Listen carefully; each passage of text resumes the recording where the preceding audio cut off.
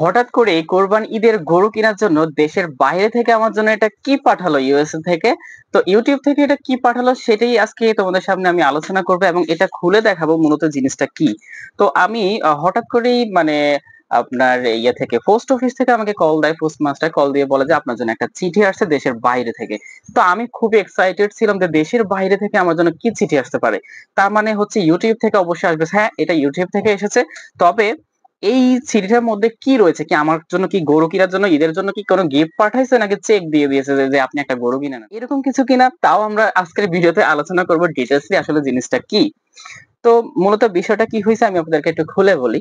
তারপরে আমি যাই সাধারণত গিয়ে এই চিঠিটা মূলত নিয়ে আসি। তারপর চিঠিটা আমি হাতে নিলাম। হাতে নেওয়ার পরে যা দেখি এখানে লেখা রয়েছে যে এখানে আমার নাম রয়েছে, আমার ঠিকানা রয়েছে। সেটা আমার নামেই এসেছে, এটা আমি কনফার্ম হয়ে গেছি।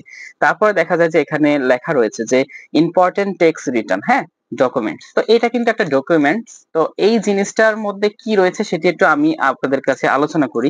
সাধারণত আমরা যে ইয়ে করি, আমি জিনিসটা আপনাদের কাছে একটু খুলি, খুলে দেখাই। তো এই হচ্ছে মূল জিনিসটা এটা। ওকে, এখানে ৩ টা পেপার রয়েছে। এই যে ৩ টা পেপার। তো এই হচ্ছে পেপারস গুলা। এখানে মোট ৩ টা পেপারস তারা দিয়েছে, এই ৩ টা। হ্যাঁ, এগুলোর মধ্যে কি রয়েছে আমি একটু আলোচনা করি।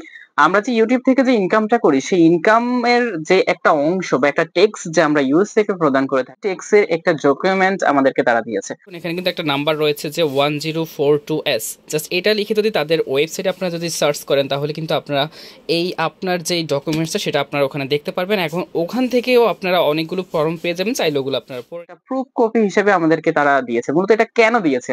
অনেকেই তো পাচ্ছে না। তাহলে আমি কেন পেয়েছি? এটা হচ্ছে অনেকের প্রশ্ন থাকতে পারে যে আমি কেন পাইছি? কই আমরা তো পাইনি।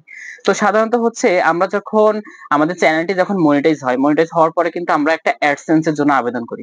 তো অ্যাডসেন্স অ্যাকাউন্ট খুলি এবং অ্যাডসেন্স অ্যাকাউন্ট খোলার সময় আমরা একটা জায়গাতে যখন মার্ক চিহ্ন দিয়ে দিই, এই জায়গাটাতে এই মার্ক চিহ্ন দেওয়ার কারণে মূলত এই চিঠিগুলো এগুলা মূলত মেইলে আসার কথা, সেটা সাধারণত চিঠির মাধ্যমে আমাদেরকে পাঠাইছে। তো ওই জায়গায় যারা যারা মার্ক করেছেন তারাই মূলত এই চিঠির মাধ্যমে এটা পাবেন।